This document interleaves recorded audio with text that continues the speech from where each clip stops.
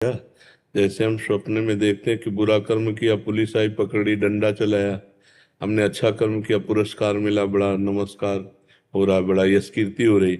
लेकिन जब जगे तो दोनों झूठे थे ना। लेकिन स्वप्न में तो झूठे नहीं लग रहे थे ना।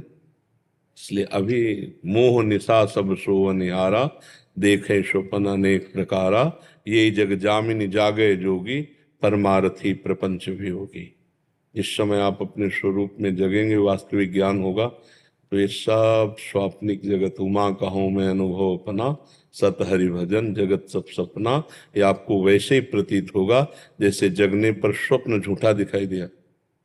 ये जगने पर पता चला ना, स्वप्न में तो नहीं पता चला ना। ऐसे ही अभी आप स्वाप्निक पुरुष हैं, अभी आप जगे हुए नहीं हैं।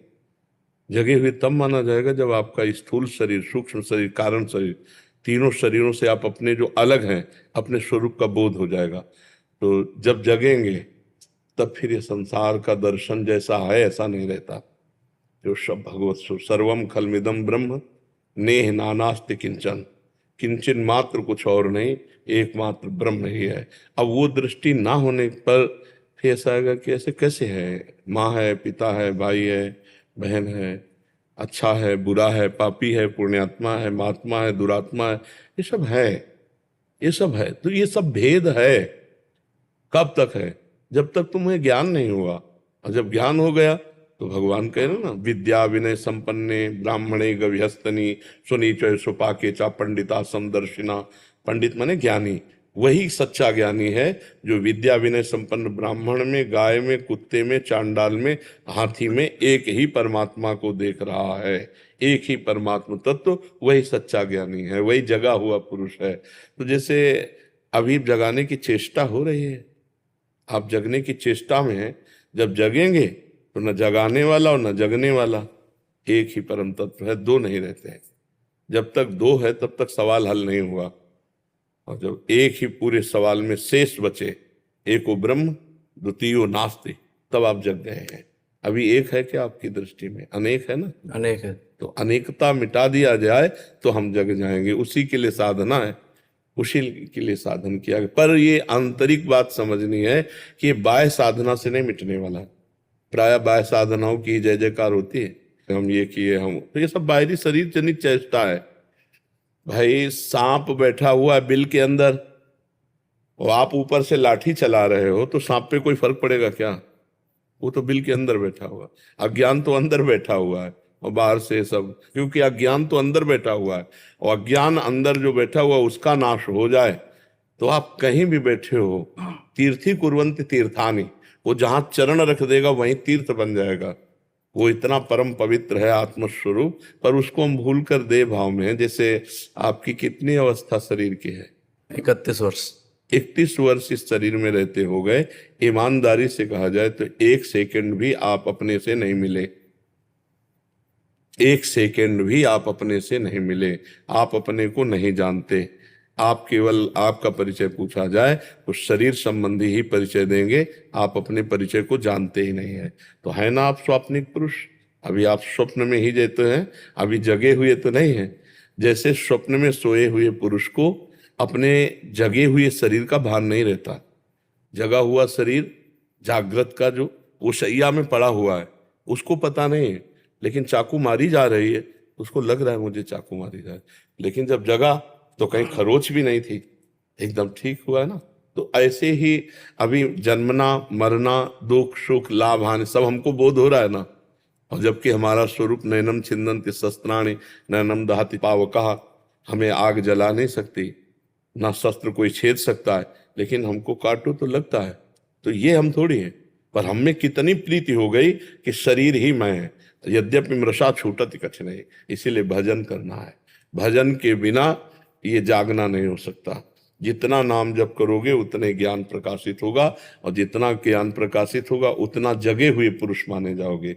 आज ज्ञान हम अर्चन तो करते हैं, ज्ञान अर्जन करके हम दूसरों को सुनाने के लिए करते हैं, छाप मारने के लिए करते हैं, रुपया कमाने के लिए करते हैं, सम्मान पाने के लिए करते हैं, लेकिन ज्ञान माया मुक्त होने के लिए नहीं पाए। कोई बिरला ऐसा है जो माया मुक्त होने के लिए ज्ञान पाना चाहता है। नहीं, ज्ञान सब अर्जन करते हैं, लेकिन उसका लक्ष्य समाज प्रियता, प्रतिष्ठा, रुपया, पैसा, गाड़ी घोड़ा, ये संसार हो। तो ये ज्ञान किस काम का? अज्ञान ही तो है। जो ज्ञान हमको संसार में राग में फंसा रहा, तो अज्ञान ही तो है। तो वो सही ज्ञान तो प्राप्त नहीं हुआ। सही ज्ञान तो ये कि हम काम क्रोध विजयी बने, हम माया मुक्त हो, हम देह राग रहित हो, हम उत्तम विचार से भगवान के चिंतन में, प्रेम में डूबे या ज्ञान में। तो प्राय प्रेम और ज्ञान की बातें करके रुपया में डूबा जाता है, सम्मान में डूबा जाता है, लोक कीर्ति, लोक यश प्रवाह में। बड़ा विचित्र अध्यात्म, बड़ा विचित्र मार्ग है, बड़ा सूक्ष्म मार्ग है। तो ये जो जगना है, ये ज्ञान में जगना है। अभी हम अज्ञान में है ना, ये मैं और मोर तोर तय माया, यही तो अज्ञान है ना। जय बस कीने जीव निकाया, अब इसी को हटाना है। तो इसलिए खूब नाम जप करो, सत्संग सुनो और अपने बड़े बुजुर्गों की सेवा करो। और परहित जितना हो जाए, राष्ट्र सेवा, समाज सेवा, मनुष्य जीवन में, तभी ज्ञान प्रकट होता है। क्योंकि शरीर से बहुत से पाप हुए हैं जन्म जन्मांतरों में। तो शरीर पवित्र होगा शरीर सेवा से, मन पवित्र होगा भगवान के चिंतन से, वाणी पवित्र होगी भगवान का नाम गुणगान कीर्तन और सत्य वचन से। सब कुछ हमारा गंदा हो चुका है। हम बातें चाहे जितनी अच्छी अच्छी करें, गंदा हो चुका है। हमारी वाणी गंदा हो गई, निंदा प्रपंच की गंदी बातें करने से। मन गंदा हो गया गंदी बातें सोचने से। शरीर गंदा हो गया गंदी क्रियाएं करने से। तो हम निर्मल परम पवित्र अपनी आत्मा को हम न जान पा रहे हैं और ना आत्मा के परमात्मा को जान पा रहे हैं। हम भूल कर इसी शरीर राग में फंसे हुए हैं बाहर। तो आप समझ पा रहे हैं? जी जी महाराज जी, जैसे जगने पे सब कुछ मतलब उसका कोई फर्क नहीं पड़ता जो स्वप्न में था, तो फिर ये अच्छे बुरे कर्म का भेद क्यों है? और नष्ट हो जाता है, तभी तो जीवन मुक्त होता है। जगा अच्छे हुआ कर्म को फिर प्रधानता क्या देते हैं? तो ये प्रधानता जगने के लिए की गई है। अच्छा। ये प्रधानता जगने के लिए। देखो सिद्धांत समझो, पहले बुरे कर्मों का त्याग करो, अच्छे कर्म करो। फिर अच्छे कर्म करने का अभिमान त्याग करो, उसे कर्तृत्वाभिमान कहते हैं। अगर कर्तृत्वाभिमान रहा तो भोगना पड़ेगा। अवश्य में भोक्तव्यम कृतम कर्म शुभाशुभम। तो जब कर्तृत्वाभिमान का नाश हुआ तो मन ऐसे हो गया जैसे निर्मल और शांत जल। तो उसमें हम नीचे की धारा में देख सकते हैं ना क्या है, ऐसे उसे तत्व ज्ञान हो जाता है और वो जीवन मुक्त हो जाता है। ना उसे शुभ कर्म भोगना पड़ता है, ना अशुभ कर्म भोगना पड़ता है। जब तक उसे ज्ञान नहीं होगा तब तक शुभ अशुभ कर्म भोगने पड़ते हैं। इसलिए ज्ञान प्राप्त करने के लिए पहले अशुभ कर्म त्याग करो, गंदगी त्याग करो। अब जो गंदगी लगी है उसे सफाई करो शुभ कर्मों से और फिर उसको भी छोड़ दो। अब जो बचा वो अपना स्वरूप है, ना शुभ ना शुभ, वो जीवन मुक्त हो जाता है। आप समझ पा रहे हैं? इसलिए हमको शुभ कर्म जरूरी है करना, क्योंकि अशुभ कर्मों को मिटाने के लिए हमको शुभ कर्म करना जरूरी है। और अशुभ कर्म करते करते हमारी इतनी अशुभ मलिन बुद्धि हो गई कि हम अपने को देह मानने लगे। देखो इंद्रियों के भोगों में इतना जीव फंस गया कि आप देखो पशुओं से भी गिरा मनुष्य हो रहा है। पराई बहन बेटियों की तरफ राक्षसी भाव एकदम, मतलब कैसे कैसे आप तो चरित्र संसार में सुन ही रहे हैं कि कैसे कैसी घटनाएं घटती हैं, कैसे कैसे। तो ये क्या हो रहा है? विचारहीनता, अशुभ कर्मों से बुद्धि का भ्रष्ट हो जाना, इतना भ्रष्ट हो जाना कि जघन्य अपराध ऐसे काट काट के फेंक दे। ये क्या?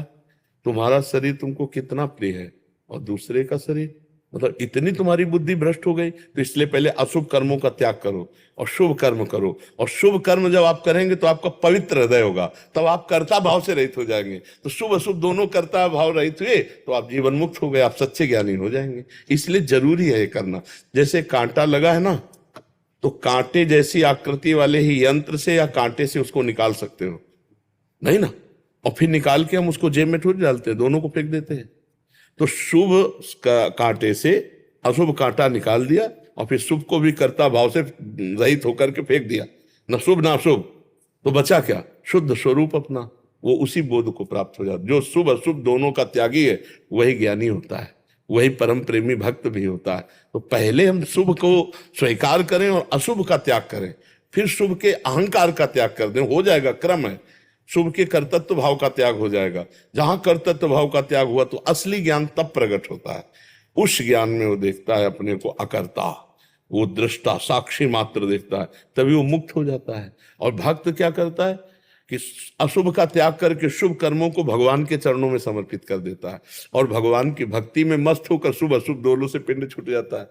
जब तक शुभ अशुभ है तब तक जन्म मरण है। जैसे शुभ ही शुभ आपका अधिक हो गया तो आपको देवलोक जाना पड़ेगा। अशुभ अशुभ अधिक हो गया तो आपको नरक जाना पड़ेगा। शुभ अशुभ दोनों मिश्रित है तो मृत्यु लोक आना पड़ेगा। और शुभ अशुभ दोनों खत्म हो गए तो भगवान को प्राप्त हो जाओगे।